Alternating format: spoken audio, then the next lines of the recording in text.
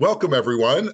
My name is Dwayne Heisler. I'm with the Pennsylvania Policy Center and Pennsylvanians Together. So glad that you're able to join us today, and it is a really special day.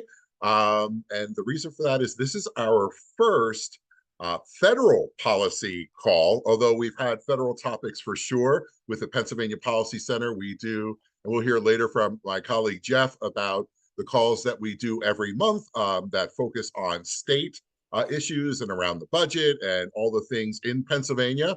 We decided to put this together, and we're going to continue doing this because all of us have heard about what's happening on the federal level, and we want to be able to bring good information into this call. And I don't know if someone just caught it, but it looked like Congressman Dwight Evans has just joined the room. So if you could make sure he's invited in, perfect. I'd like to just give a little bit of what we call a run of show, let you know how we're going to be moving through this. And we'll have time at the end for some questions and answers, and we'll do our best to get back to you. And I'll also put my contact information in the chat so everyone can reach out and get in touch with me for that. But what we're going to do is I'll be in a moment turning it over to the Executive Director, Mark Steer of the Pennsylvania Policy Center, to kind of set the table for us about what's going on, what we're hearing in DC, and what our goals are in a moment when there is a lot to be concerned about. And then after that, we're going to flip right to Congressman Evans, who will be joining us. And I have some sad news, but good news as well. Unfortunately, there was an issue with Congresswoman Madeline Dean, and she is unable to meet us today. There's a possibility that someone from her staff might be on. There's also some transportation issues that are happening in DC right now. And so what that means is that Representative Summer Lee won't be here, but her chief of staff will be on here with the latest of what Summer's been doing in DC, and we'll be able to field questions and let you know how Summer is showing up and fighting for all Pennsylvanians. So with all of that, I would like to turn it over to our Executive Director of the Pennsylvania Policy Center, Mark Steer. Thanks very much, Dwayne, and thank you all for being here. This is a critical moment in our country for many, many reasons. One of them is because the Republicans, with President Trump's support, are trying to cut Medicaid and SNAP deeply to pay for the extension and possible expansion of the Trump tax cuts, which were enacted in 2017. As you know, if you've been on any of our calls in the last 4 years, those tax cuts were heavily weighted to the richest Pennsylvanians and to wealthy multinational corporations. In the last week, a budget resolution has passed the House. One has already passed the Senate. That's just the first step in a very long process. The House and Senate first have to get together and pass the same budget resolution. What they passed were very different. Then, if that happens, various committees in Congress will write legislation that follows the guidelines of the budget resolution, and then those committees will reports will be packaged into a reconciliation bill, and the House and Senate will have to pass the same reconciliation bill. As you know, we've been working with three goals in mind. Number one, to stop this whole package, if we can. We've got to protect Medicaid and SNAP because so many people in Pennsylvania benefited from it, and we've got to stop the tax cuts, which do not help working people, but help people who do not deserve more help from our country, which has been heavily weighted to helping the ultra-rich and wealthy corporations for 40 years. If we can't stop them, we want to make them less bad. We want to minimize the cuts to taxes and SNAP and Medicaid. And then our third goal is to make them deeply unpopular. We did this in 2017. We made a tax cut, we being all of you, us, other organizations around the state, we made a tax cut deeply unpopular in 2017.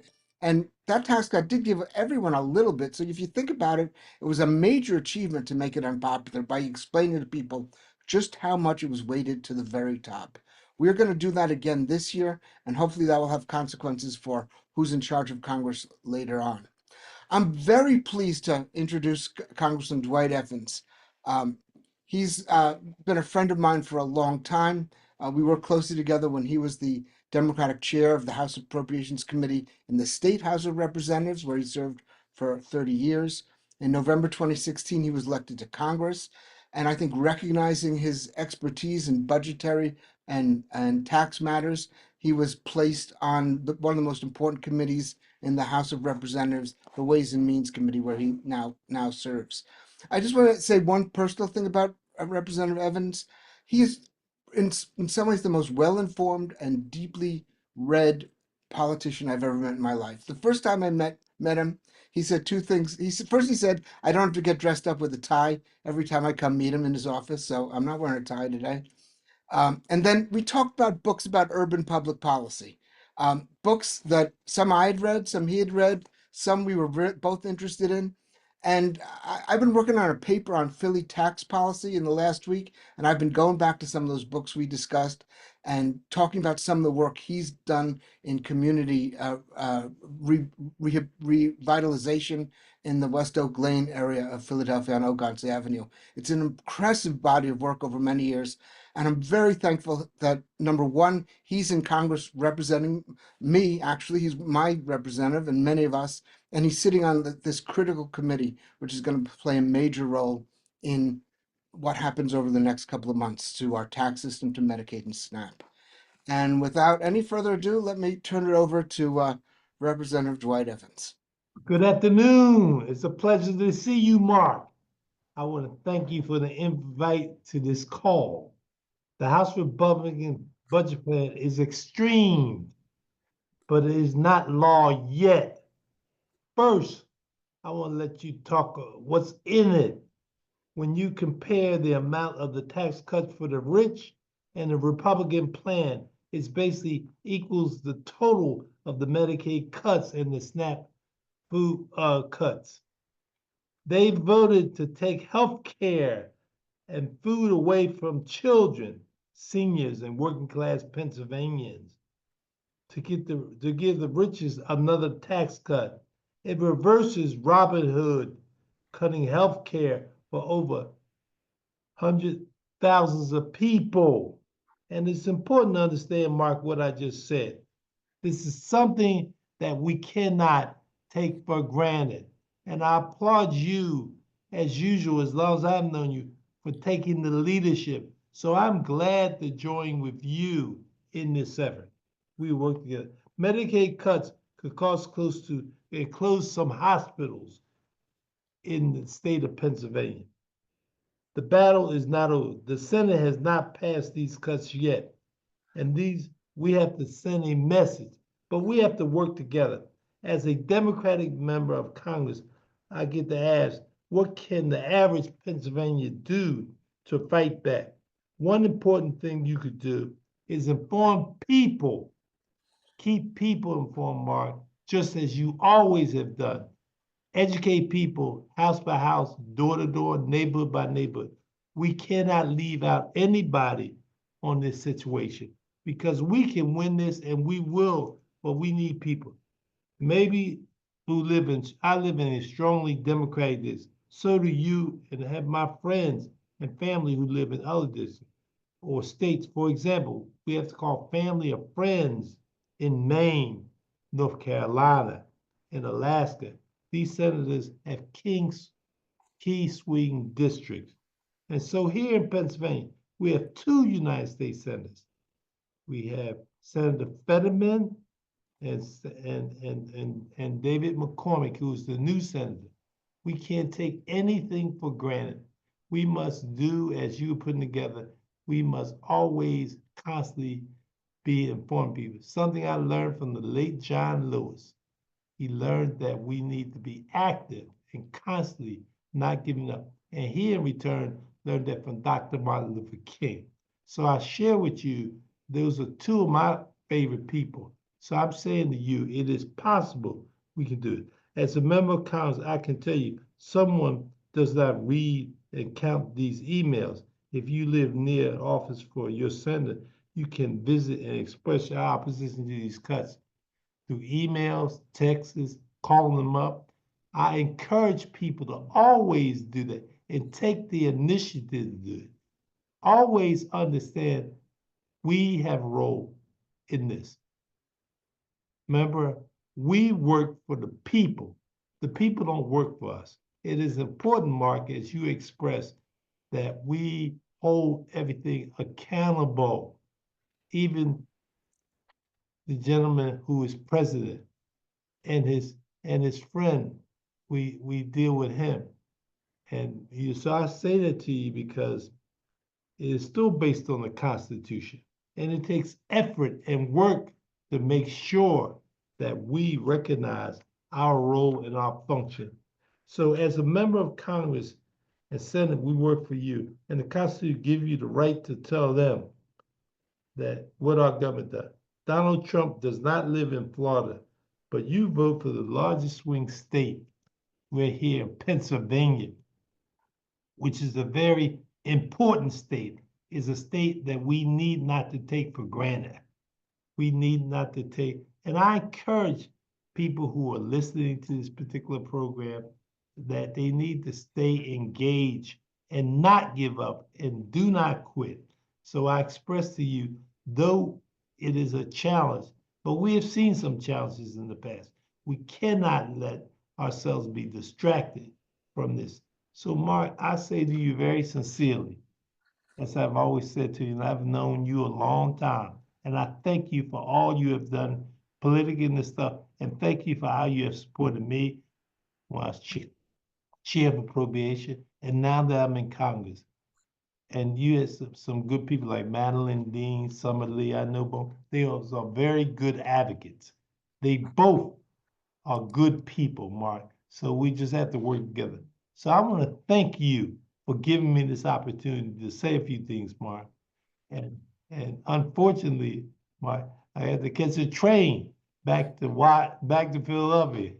So I want to thank you, Mark, for everything you allowed me to.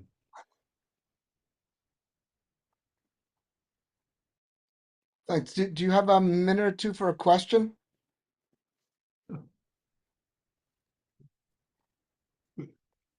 You give me an everyone. You ask me right now. Okay. Someone is asking, is there a way for Democrats to insist that a continuing budget resolution limits the power of Elon Musk and others to stop spending that Congress has appropriated? That's that's a very good question, and it's interesting. I notice I did not mention his name back to back because his name is mentioned too much in my view. Because he is not president. He is not elected. Remember that. He is not elected. So the fact of the matter is something that we have to recognize. We as Democrats are looking at every single strategy that we could use in every single way we can be disruptive to this process. So I share with you that it is possible to use every single effort, Mark, that we have, and it is available for us to do it.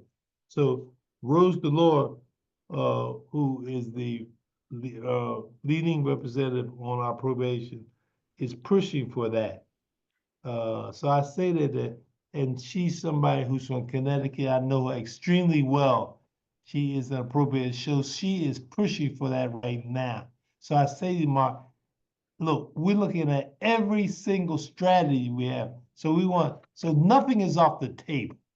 And we encourage people who are around you who can send us ideas. We're open for and receptiveness to your ideas. So you can send it to us so we can find out, Mark. Thank you. Thank you. They're not, I'm just going to read a couple of messages because most of these are thank you messages and requests to protect WIC and to protect the Consumer Financial Protection Bureau and to protect, let's see what else have people mentioned. And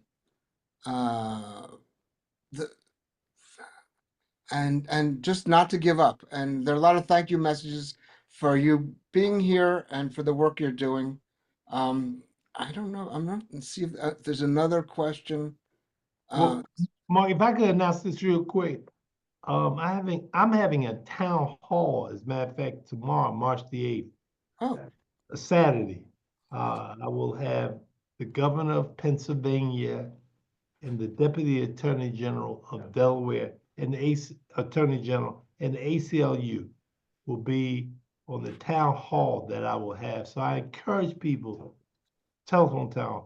So I encourage people from 11 a.m. to 12 p.m. I encourage people to listen to that. And this is kind of like a building block of talking to you and the things I'm trying to do about keeping people informed and engaged. That's the thing. That's why I said one of the lines I read is about anybody, is constantly us talking to each other and keeping people engaged, Mark. That is the most important. Thanks very much. If Wonderful. your staff can share information about that town hall, we will share it out Yes. to everyone on this call and other people on our list. Awesome. So we'll get, for everyone that's on this call, we'll get that information from Congressman Evans' office and share it out. I didn't know that that was happening tomorrow. The governor on it as well. Should be an interesting call. We'll make sure to send out to everyone who's registered for the event. We have been joined by a legislative assistant from Senator Fetterman's office. But before we do that, I just want to set the table a little bit more. Mark has spoken extensively across the state with our outreach about what is happening, what is going on.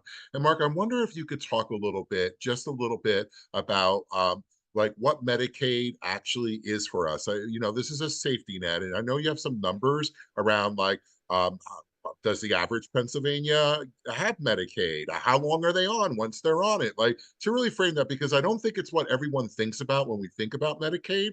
And also, what is the impact that we might have perhaps statewide? Like, how many people are on Medicaid, and who's potentially impacted by that? Sure. But you think I know all these numbers off the top of my head, so I'm I know most you better. there are about 3 million people on Medicaid in Pennsylvania. That's nearly 1 in 4 Pennsylvanians. There are 2 million Pennsylvanians on SNAP. Um, Medicaid uh, serves 2 million adults, about 1.4 million children, and 400,000 seniors who get it to pay for long-term care, either assisted living or nursing homes. Um, it provides the major funding for births as well. It provides major funding for substance use disorder, helping 300,000 people, and about 1 million people who have mental health issues. Medicaid is the most efficient uh, health insurance program in our country. It has the lowest administrative costs. It provides the best bang for the buck. It is a vital program for our entire state. And one other thing, and let me just say something about SNAP. SNAP, with 2 million people, pays for 8% of the groceries paid for in the state come from SNAP. Now, I want you to remember those two things, because every one of us benefits from Medicaid and SNAP. And here's how. Um, there are fewer and fewer hospitals across our state. You look in rural areas, we actually have a map on one of our Fight Back fact sheets that shows there are many counties in the state, many congressional districts with just 1 or 2 or sometimes no hospitals. A major portion of the payments to hospitals comes from Medicaid, either directly through payments to individuals who pay the hospitals, or indirectly through what's called DISH payments, disproportionate share payments for hospitals that help low-income Pennsylvanians. If we lose that funding, we're going to see hospitals close in rural Pennsylvania, but also in urban Pennsylvania. There are hospitals in Philadelphia that serve a higher percentage of low-income people. They could be threatened. We've already lost Hahnemann. We don't want to lose Einstein or Temple. And so that if you use a hospital, you need Medicaid. Even if you don't get Medicaid, you need it because you need it to protect the hospitals that you might be using someday. Same thing with grocery stores. You may not need SNAP, but there are a lot of grocery stores in low-income neighborhoods, and Representative Evans was a critical participant in the effort to bring grocery stores to food deserts in Philadelphia and elsewhere. There are grocery stores around the state that are closing. And more of them will close. It's a very low margin business. 8% of their revenue comes from SNAP. If they lose that, we will lose grocery stores. So you may not get SNAP, but if you go to a grocery store, you probably need SNAP to keep that grocery store open, or to ensure there's competition so that our prices don't go up. And one last thing, everyone, everyone thinks on the right that Medicaid and SNAP is something that people are on. They say it's welfare. It's not welfare.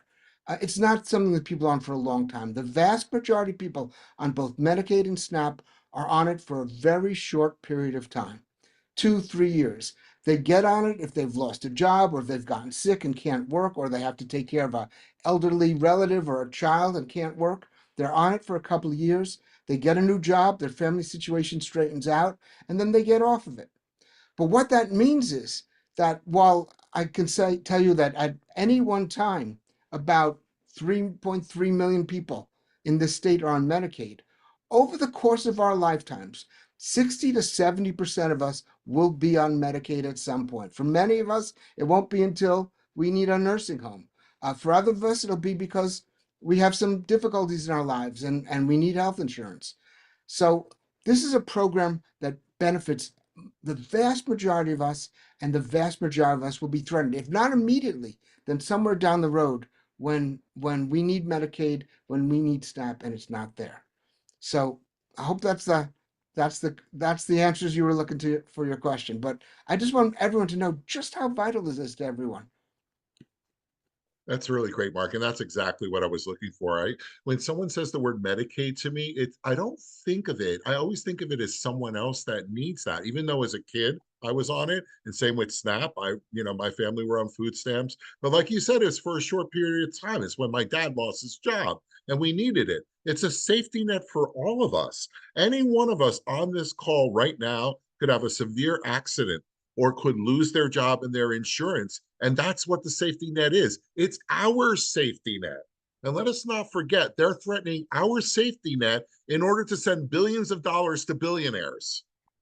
That's what they're doing with it. That's the other side of the equation that's happening. It's a renewal and an expansion of the Trump tax cuts. And that's what's happening with that money. Honestly, I think there's something truly evil about taking food off the table, like we heard from Congressman Evans, taking food off the table and denying people health care, trying to look at work requirements for people in nursing homes. What is that all about? Like, right? Like work requirements and just another way of cutting these funds, and they just all voted on the framework to allow this to move forward in order to provide a tax cut for the ultra wealthy. That's the part that really we can't lose sight of, because that's what it's all about. There's no doubt about that. So we are joined by Curtis Miller.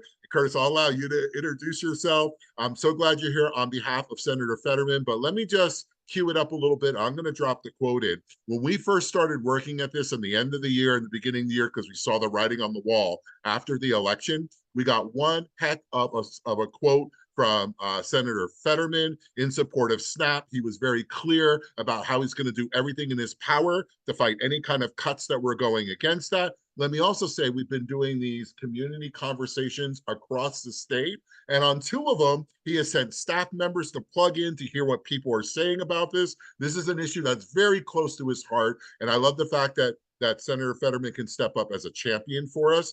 And so Curtis here is actually one of the experts that he relies on to help us with work around a SNAP. So I want to get a little bit of a deep dive. Perhaps, Curtis, you can give us some issues on SNAP. Let us know how the senator is fighting for this. Turn the mic over to you, and happy that you could join us, Curtis. Yeah, thanks, Dwayne, and great to connect and talk to you all today. I'm just going to read John's quote, and then I can go into some of the specifics. So he said that Pennsylvania families rely on programs like Medicaid and SNAP to make ends meet, put food on the table, and get the health care they need. No matter who is in the White House, I will fight to protect these programs for families and seniors. I promise to jam up any legislation that cuts SNAP, and I stand by that. We need to defend and expand these programs, not slash them to fund tax cuts for big corporations. So yeah, this is definitely something I've been working with the senator for a little over 2 years now. I work on his agriculture, nutrition, and forestry committee work and a couple other things. But through this work, what I've really been telling all groups that are invested in the Farm Bill is that John's number 1, 2, and 3 priority for the Farm Bill is SNAP. So I know that we're talking about this reconciliation process, but I kind of want to paint the bigger picture here as well, that for the past 2 years, our office has really been a champion on SNAP. And of course, I think it's apparent, while I don't work on Medicaid and healthcare issues, also a champion of Medicaid, John Fetterman. So we are looking at all opportunities to protect SNAP. I think what we're really concerned about, especially looking at the House's budget resolution, the $230 billion that the House Agriculture Committee was directed through that resolution to cut, is conveniently the same as a rolling back of the 2021 Thrifty Food Plan reevaluation. That Thrifty Food Plan reevaluation is the basis of SNAP benefits. So every couple of years, USDA will reevaluate the Thrifty Food Plan based on new economic data, and trends in US consumer patterns, and changed what the cost allocation. So for the past several decades, USDA has only been able to update that based on inflation. But in 2021, Secretary Vilsack and Deputy Undersecretary Dean updated it beyond inflation for the first time because of the bipartisan 2018 Farm Bill allowed them to do so. And that's something that Republicans are really trying to roll back, whether that be through the Farm Bill or through reconciliation. There's a lot of feedback in the office. Give me one.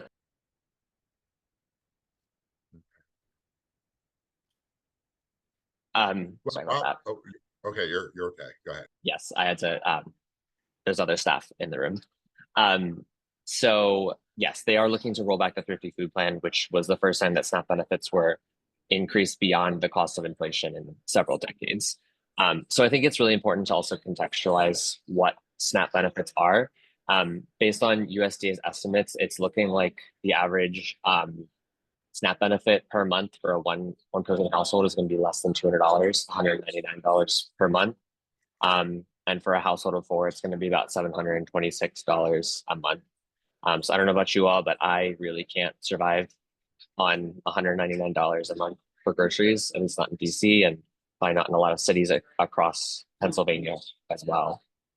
So I think it's just really astounding that the other side of the aisle is trying to, as John's quote and as so many on this call have mentioned, is trying to use SNAP and Medicaid and so many other really important, crucial federal programs, trying to raid those programs to fund these tax cuts for billionaires. So as I said, working on this issue with John for the past 2 years, one thing has been very clear, that he will oppose and jam up really any legislation, whether that be the Farm Bill, whether that be reconciliation or an appropriations bill. Any legislation that cuts SNAP, he will jam up. So that's his commitment to Pennsylvania. That's been what I've been working with him on, and I'm happy to take any questions on SNAP now. Thank you, Curtis. Chris, I see your hand is raised there. I'd like to throw it over if you have a question for Curtis.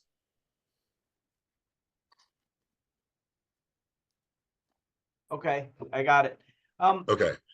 Yeah, so I'm a school board member from Quakertown, Upper Bucks County. And while, our radar is up for many, many different issues that could be coming down the pike, there are certainly issues with school lunch reimbursements from federal programs. And,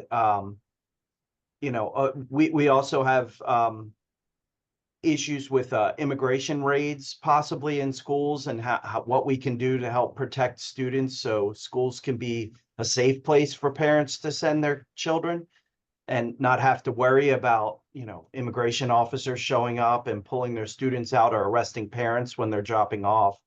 So, those are two of the main things that are on our radar right now with the schools, and we really need to protect our children moving forward. Chris, that's so the questions I have are, what does Senator Fetterman or any of the lawmakers, what are they doing to help protect our kids in our schools? I'm happy to answer the first part of that question. I don't handle immigration policy in this office, so but as far as school lunch goes, John is supportive of the Universal School Meal Programs Act, which would have USDA take over all repayment programs for school meals. So not the administration of the programs, but reimburse for all school meals, whether that be breakfast, lunch, and also expanding that to dinner and snacks throughout the day. And that bill would also increase the reimbursement rate to make sure that schools have more resources to afford better, healthier, fresher foods. And at the same time, he's supportive of other opportunities that allow us to make incremental progress, like expanding the community eligibility provision, lowering the threshold so that there's fewer students that are eligible for SNAP or Medicaid that make the population of the school eligible, and also increasing the multiplier, which again increases the reimbursement rate for community eligibility provision eligible schools. And there's a bill that Senator Heinrich introduced with Senator Fetterman that would just increase the reimbursement rate for schools absent universality. So he's doing quite a lot. He had a subcommittee hearing in the Agriculture Committee last year on the need to expand school meal programs to be universal. And that's on agriculture.senate.gov if you're interested in seeing any of the questions or comments he made. Thank you, Curtis. I noticed in the chat when you mentioned about the tax cuts as well to billionaires and what does that look like. There are a few questions in the chat about what that looks like. And I can tell you, they're trying to expand it. We don't know what it's actually going to look like at this point. But if it's just a renewal of what it was, just to remind you, the bottom 20%, the average amount of the annual cut they got was $80, right? And then middle class was somewhere around like $800 for the year. The very top, it was $250,000, $250,000 in tax cuts for the top 0.1%. Do you think Elon Musk needs $250,000? And what are they doing to get at this? Cutting SNAP, cutting Medicaid, literally food off the table, and removing people from their health care. And what that looks like, we heard earlier from Mark in Pennsylvania, we estimate, first of all, that it's going to be somewhere around like it's going to be somewhere between $2 and $4 billion in cuts if it goes the way that it's looking like. And that would be about $3 billion. And so we're looking at the potential of 750,000 to 1 million Pennsylvanians losing their health care. That's what that looks like. And I see some people have marked in the chat also that they really appreciate the fact sheets. So I'm going to drop it in the chat again. Go check out the fact sheet. At some point, I'll share my screen and walk you through it. But there is an actual sheet for every single member of Congress from Pennsylvania there to show how many people are on Medicaid, how many people are on SNAP, what it looks like on a statewide level. Mark talked about hospitals. It'll show that as well. And then on the flip side, it'll show like how people support the wealthy paying their fair share. And there are actual statistics from each and every congressional district that showed wide support on what just very wide support for making sure that the wealthy pay their fair share. Mark, I don't know if you want to jump in here before we go to some more questions, or we could just go to Stan had his hand up for a hot minute. Let's just go to the questions. Okay, Stan, thank you for waiting there. Do you have a question for Curtis or for us? Yep. Oh, are you on here? Let me see if this unmutes you here. See if we can get you unmuted. There we go. You should be good. Great. Thank you. There you go. Yeah. Curtis, you can't give a complete answer to this or a final answer, but a big problem with Medicaid and SNAP and all the other programs that we've learned about over the last 6 weeks is that President Musk feels like he can just not spend whatever is appropriated. And the Democrats in the Senate have the only real opportunity to disrupt DOGE by insisting there be some sort of rider to the continuing resolution that's going to expire next week, amend the new legislation to one way or another make everything contingent upon an enforceable mandate that appropriated funds actually be spent, and that no outside force have the power to simply send around an email saying you're fired and don't send out the checks and all the other stuff that they're doing. So I'm wondering if there's talk in the Democratic caucus about throwing that kind of roadblock into what DOGE is doing. Yeah, I'll take a stab at that. I'll actually start kind of what the Republicans are doing. It looked like there was some reporting that Elon met with Senate Republicans, and there's some interest in having votes on a lot of these rescissions that he's planning on doing. This is something that failed in past administrations. I forget which one. I think it was a Trump 1.0, that they had Congress vote on Trump's first term plans to rescind quite a lot of money that Congress had originally appropriated. And it failed spectacularly. So that is something they're intending on doing, or at least thinking about doing. And as I made clear with John's quote and a bit more fleshing out the work I've done with him, intentions to cut these crucial programs is something he'd oppose. I don't know exactly what he's thinking on demanding like some kind of rider. I also don't know what leadership is thinking. Not sitting on appropriations committee means that we're not always in those conversations.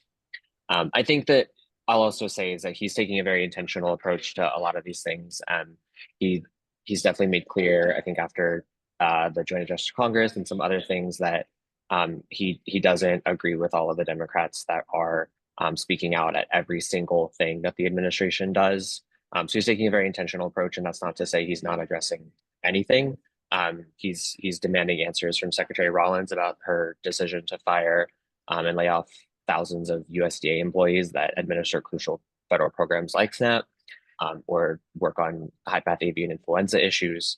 So he's definitely holding the administration's feet to the fire when necessary, but has been taking a selective approach. Okay, thank you for that, Curtis. And I know you're going to have to jump soon. I know Kearney has been waiting here. Kearney, it's so good to see you once again. I'm going to see if I can unmute you, if you can unmute yourself. Ask you to unmute. Hey, welcome. Hi everyone. Good to see you, Dwayne. Curtis, I have a question about SNAP, and correct me if I'm wrong because I don't know too much about it, but I recently found out a friend of mine is currently receiving unemployment benefits beginning in January, and they are receiving about $25 a month for SNAP. And so I was wondering, has cuts already began? I thought that people received an emergency amount when they first go on unemployment, but I could be wrong. They were told that they make too much money on unemployment to receive more money in SNAP and to be eligible for LIHEAP and Medicaid. I don't know if I have the answer to that. I don't handle unemployment, that being a state issue. But if you want to follow up, I know Dwayne has my email, and I'm happy to follow up with a little more information. Okay, thank you. Kearney, you have my contact information, so that should work out well.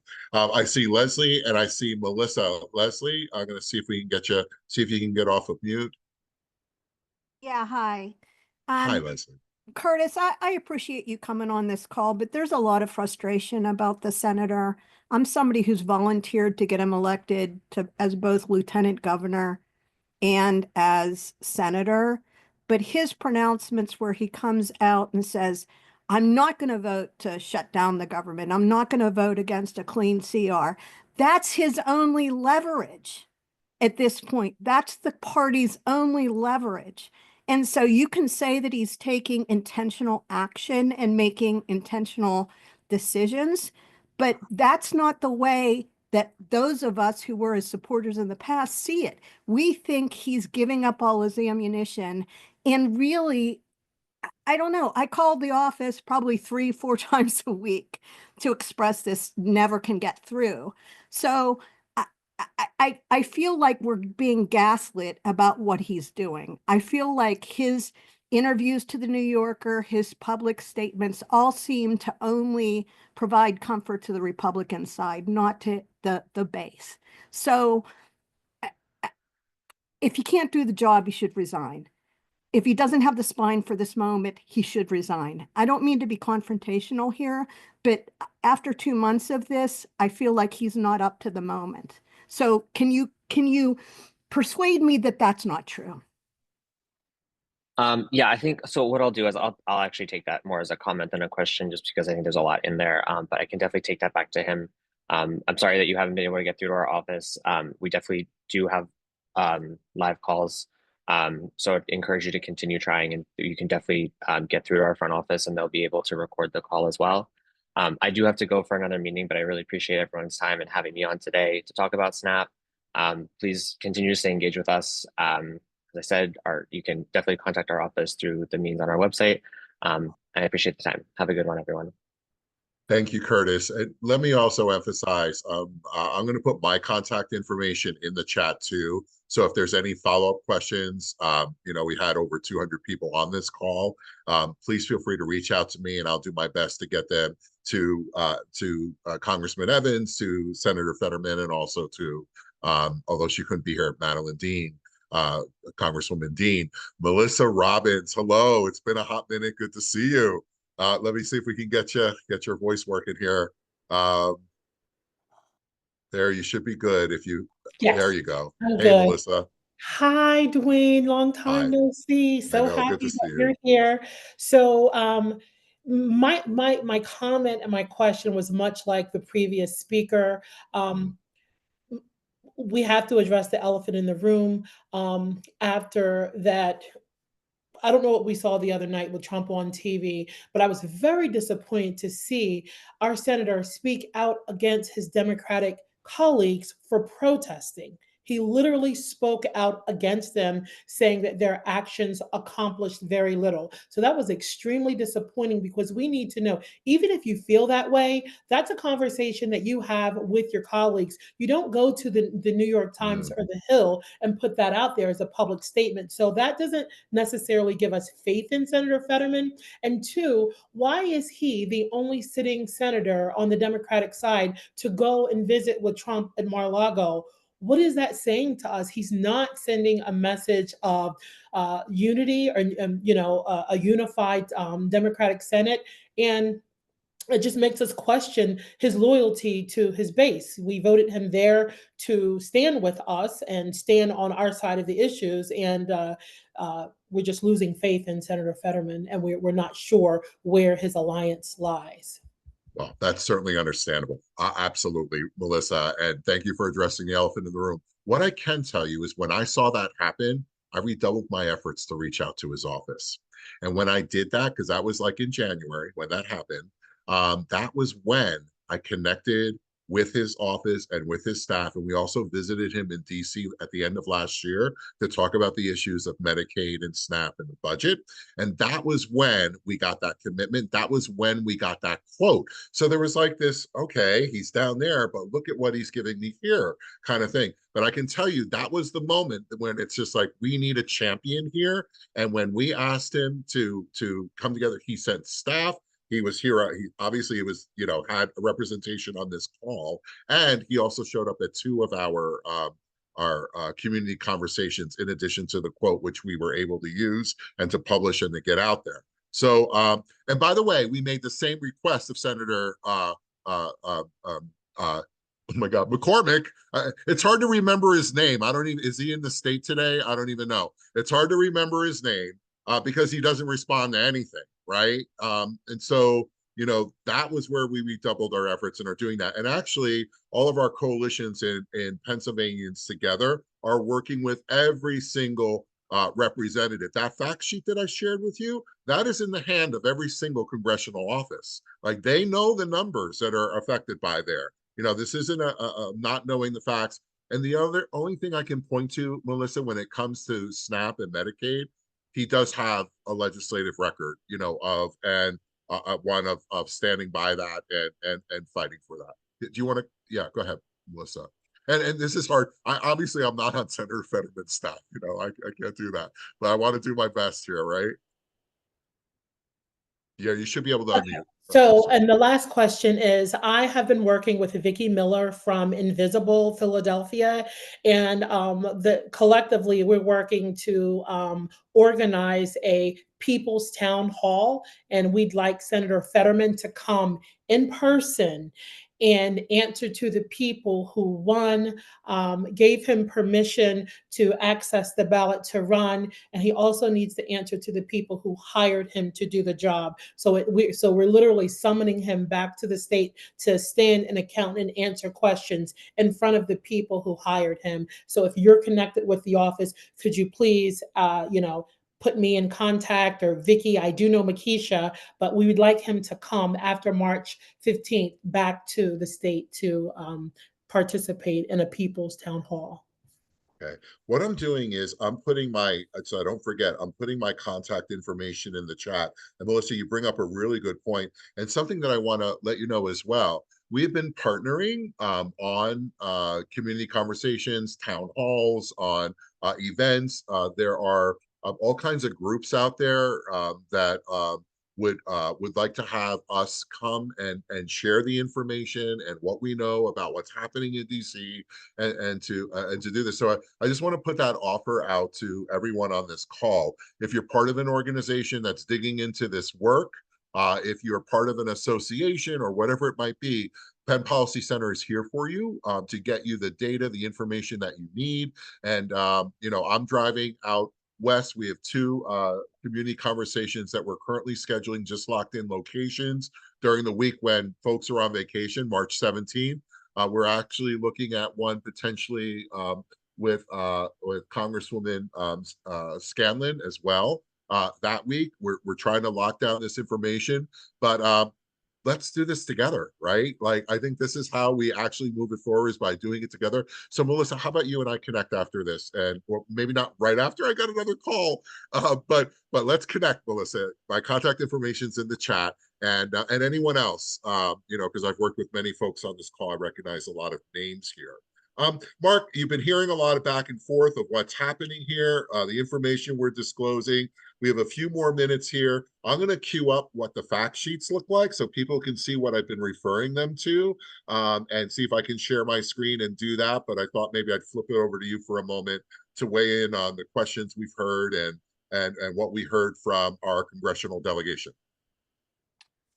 So two things. One is I want to echo something Dwayne said.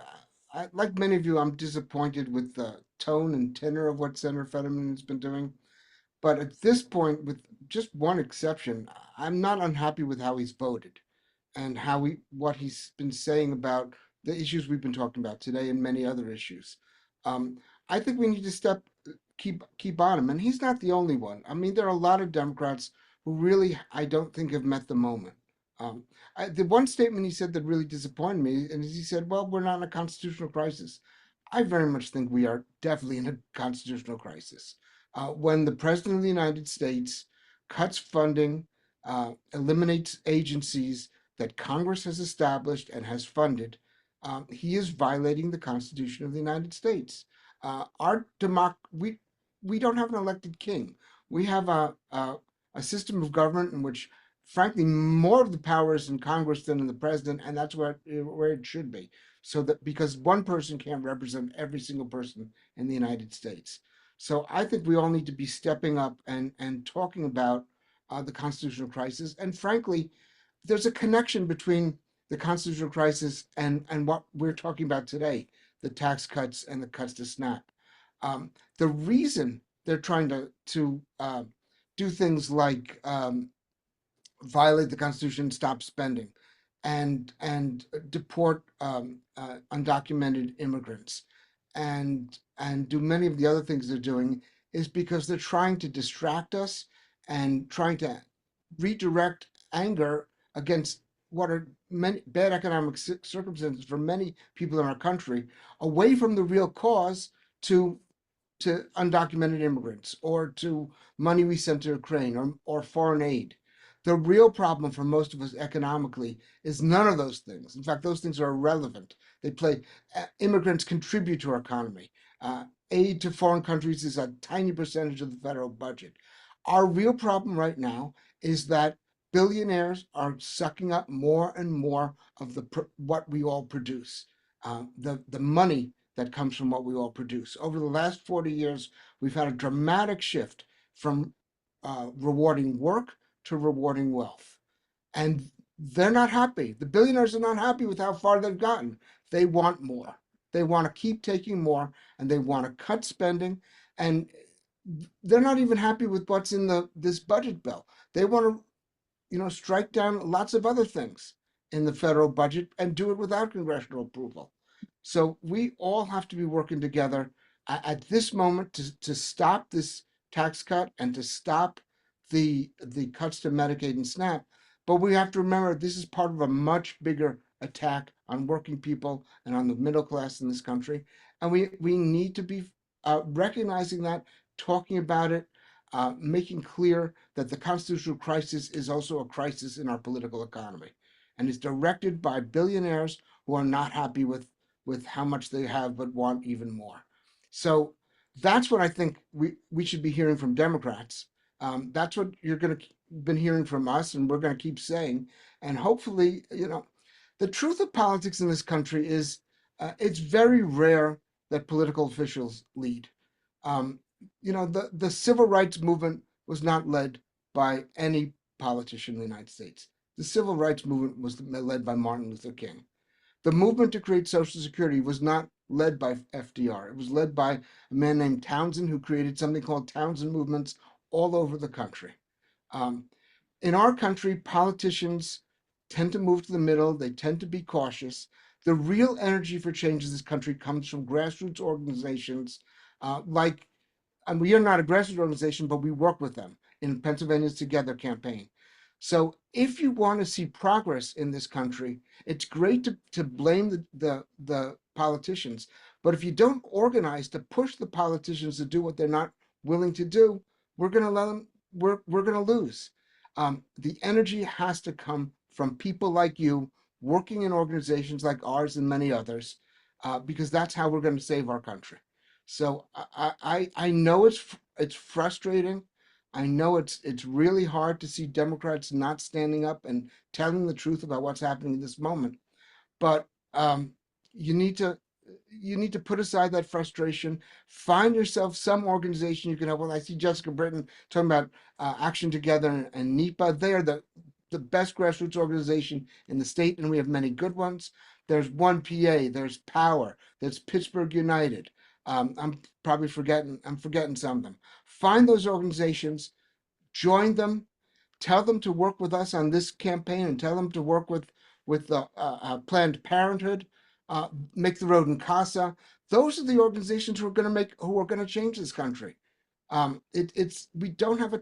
really don't have a top-down system. You can't count on the politicians. We got to count on ourselves, and we got to work with the organizations and build organizations to push our politicians to do the right thing. Folks, this is why I love my job. To have an executive director say those words is just amazing. And it's so true. I also want to shout out, someone mentioned Indivisible earlier. Been working with Indivisible groups in Bucks County. It's the Senate or the District 1, Fitzpatrick. We've been doing some events there. And the 50-51 movement, which has been incredible. If you're not plugged into that, please do plug into those things. What I want to do is I've been dropping links in the chat. And after I do this, I'm going to turn over to Jeff because he'll tell you other ways that you can plug in and what we have coming up. But I want to share with you, I'm going to share my screen of what that some of you have been commenting about our federal fight back sheets that you have, and it's for every congressional district. Here's the link that I've been dropping in the chat. You should be able to see it now. And basically it just went up live today. So it's a little quirky, but it's easy to work through. I tested it this morning. It looks good. This is at the Pennsylvania Policy Center website. It's the Federal Fight Back tab that's right here. You can click right here and sign the petition. This will be directed to your member of Congress, including your senators and your rep, in order to tell them that, no, we do not want these cuts to Medicaid and SNAP in order to fund billions going to billionaires. And then there's a little bit of information here that can be helpful and shared. But if you scroll down, here's some information that we've been sharing on this call right here. Who's at risk? Very easy to read. Some statistics to help you navigate the moment that we're in right now. But look at this. You actually can click on your member of Congress. There's Dwight Evans. He was just on the call right there. Right there. Here are the people. Let's see. I'm gonna click on mine. This is Rob Bresnahan up in the 8th Congressional District. So I'm gonna click there, and I'll end up like at this little landing page where I'll be able to do several things with this fact sheet. Since I'm like multitasking, and yes, I have too many tabs open. No judging. I'm gonna click the download right here, and it's gonna like send it to my computer. But at the same time, it's gonna show me on my screen what that looks like in the 8th Congressional District. You should be able to see it now. There's over 200,000 people on Medicaid in Congressman Bresnahan's district, with almost 30,000 of those being over 60, right?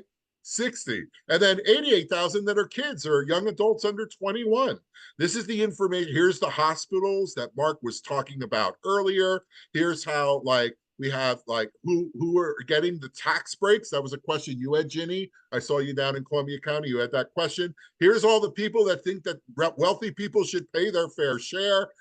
This information is all there for you to use. And in fact, going back to this, hopefully you can see it. You can just click and share it to Facebook. You can click and share it to X. You can share it to Blue Sky, to LinkedIn, even to Threads. So it's all there. It's one click. It's each congressional district. There's no reason in the world why, when you're out on the streets or doing a program, you can't print these off, give them to people. They'll have the tools that they need. That other handout that was on that sheet, that's really good for setting up a town hall or a community conversation or a forum. And there's a QR code right on it.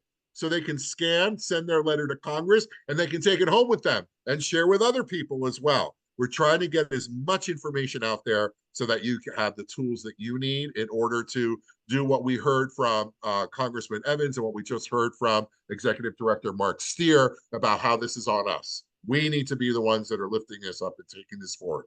With that, I'm going to turn it over to my colleague, Jeff Garris, who has some information he'd like to share with you on how else you can plug in some exciting, one virtual, one in person. So Jeff, the mic is yours. All right, thanks so much, Dwayne. And big kudos to you, Dwayne. This is the launch today of our Federal Policy Action Zoom meeting with some really well-informed guests, some great dialogue, some great conversations going on throughout this in the chat. We are committed to continuing to provide these opportunities for people to get factual information, to be able to hear directly beyond just a soundbite from some of the people who have a role in fighting back against the things that are under attack. We're really excited to continue to do our third Thursday at 1 p.m. Policy Action Zoom meetings, which I put some information there in the chat. We have the next one coming up 2 weeks from today. What we're doing on the third Thursdays now is we will be focusing specifically on state politics and policy priorities. We'll be bringing in some guests from the General Assembly next time. The next meeting that we're having, we're going to be focusing on the very issue that we talked about here today. It's not just a problem at the federal level that billionaires and corporations don't pay their fair share.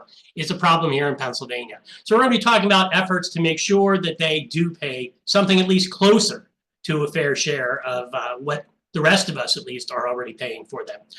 One other thing coming up later this month. I mentioned that Policy Action Zoom meeting here 2 weeks from today, and we'll again be coming back for the first Thursdays of each month for these federal ones. But in between the next state one and the federal one, on Wednesday, March 26th, we have a federal Fight Back Summit looking at national priorities and the Pennsylvania state budget. That is coming up on Wednesday, March 26th. That'll be just a little over a week, or almost a week after our State Policy Action Zoom meeting.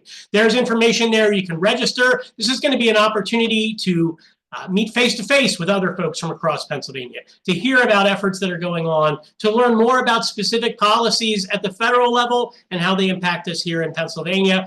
And we'll be doing a little mini rally, we'll call it, a press conference in the Capitol, and having a great time. We encourage you to sign up for that, to join us in Harrisburg.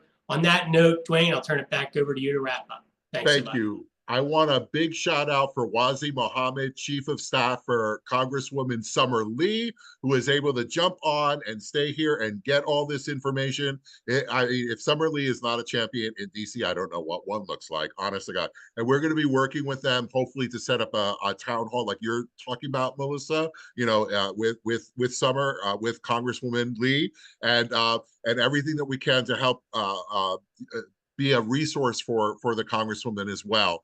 Moving forward, we're hoping to hear some really great legislation that she might be introducing at some point too. That's all I know. But Wazi, thank you so much for jumping on this call. Please give our regards to Summer Lee and safe travels. I know she wanted to be here, but she had problems with her transportation, and so we'll catch her the next time. Maybe when we do it next month, we can have her come on. But thank you so much for being here. Yes.